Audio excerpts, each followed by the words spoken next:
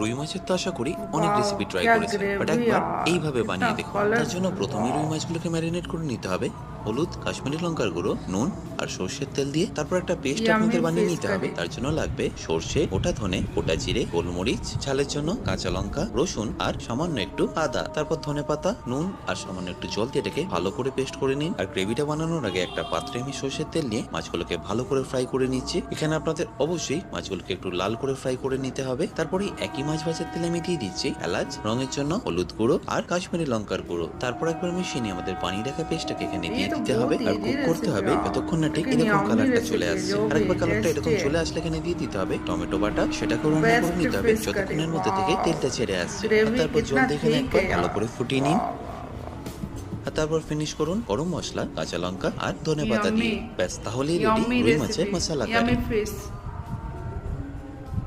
Yummy fish.